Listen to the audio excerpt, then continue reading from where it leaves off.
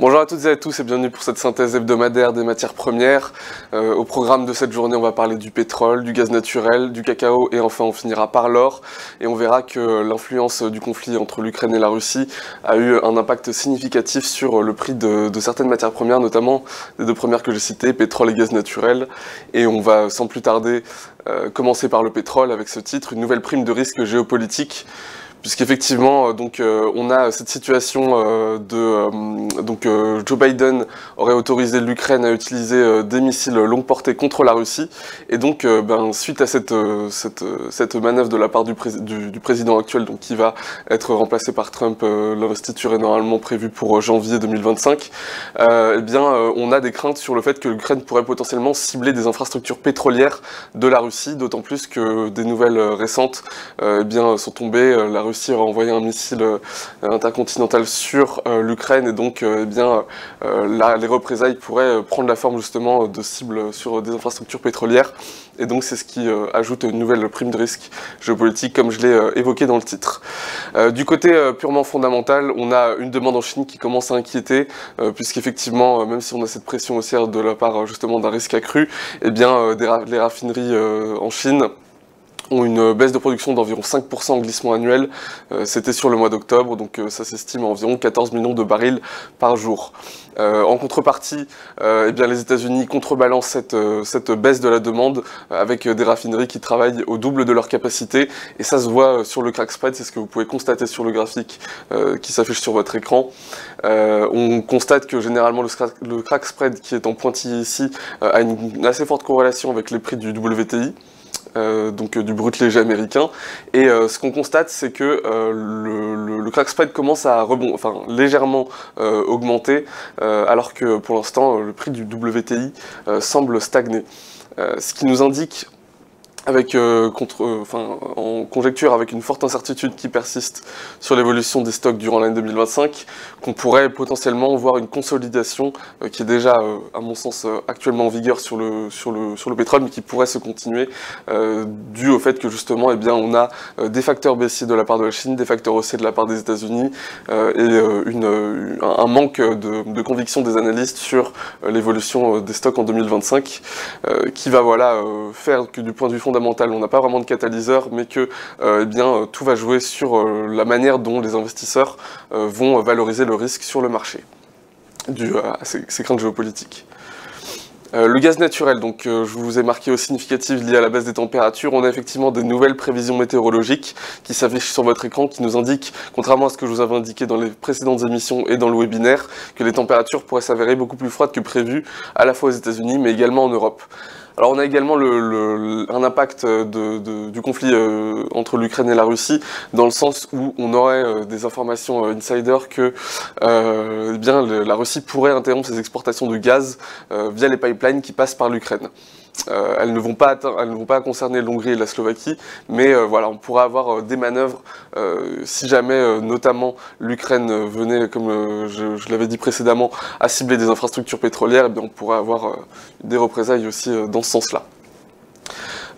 Pour l'instant, les températures restent stables aux États-Unis, mais on a quand même des réductions de la production et des exports qui ont été constatées, et ça pourrait être principalement dû au fait que les stocks de gaz semblent relativement élevés aux États-Unis.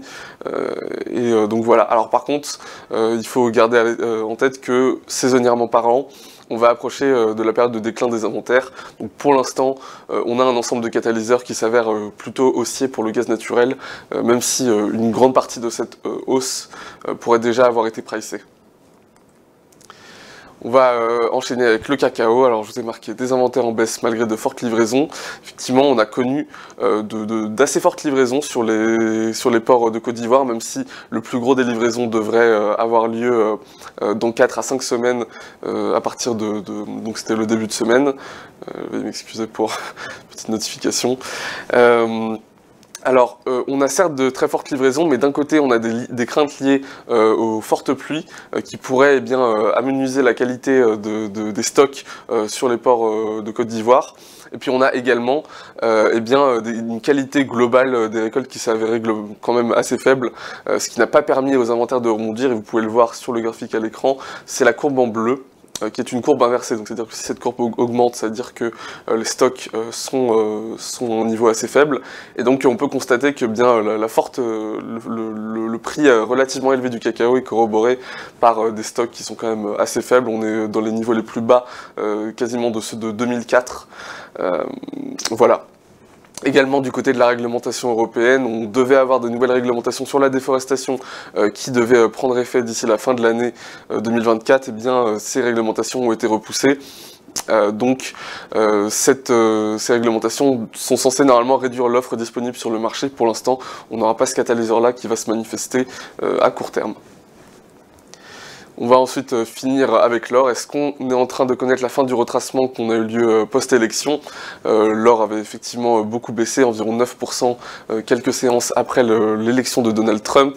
Eh bien, on a cassé, vous avez pu le constater sur les dernières séances, on a cassé cette série de baisses consécutives, et on se dirige actuellement vers éventuellement un retour vers les plus hauts historiques.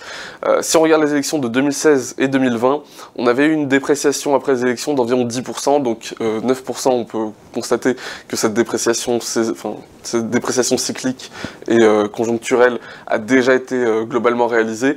En revanche, elle a été réalisée assez rapidement, puisque cette baisse s'était notamment étalée sur environ 20 à 30 séances durant les dernières élections. Donc on pourrait éventuellement avoir une forme de consolidation, notamment il faut regarder l'opposing golden zone à 70%, environ 75% dans ces eaux-là de l'impulsion baissière, mais pour l'instant on pourrait éventuellement continuer à monter jusqu'à ces niveaux-là, et puis bien retrouver les plus hauts historiques. Si on regarde d'un point de vue purement fondamental, on n'a pas vraiment de signal, puisqu'on a certes une forte demande pour la joaillerie qui émane de l'Inde, mais c'est contrebalancé par un déclin de la demande qui est constaté pour la joaillerie en Chine, et c'est une tendance qui pourrait continuer de se poursuivre durant 2025. Donc ce qu'il va falloir regarder, ce n'est pas les catalyseurs fondamentaux, c'est plutôt est-ce que les investisseurs sur le marché vont utiliser l'or comme actif de couverture, notamment si on a une baisse des taux qui se manifeste, ce qui potentiellement ne pourrait ne pas être le cas en raison de la manière dont les investisseurs valorisent les futures politiques du nouveau président Donald Trump. Voilà, ça conclut notre émission. J'espère que ces informations vous auront été utiles, que l'émission vous aura plu. Je vous invite à aimer la vidéo, à la commenter, et je vous donne rendez-vous la semaine prochaine pour une nouvelle synthèse hebdomadaire. Au revoir.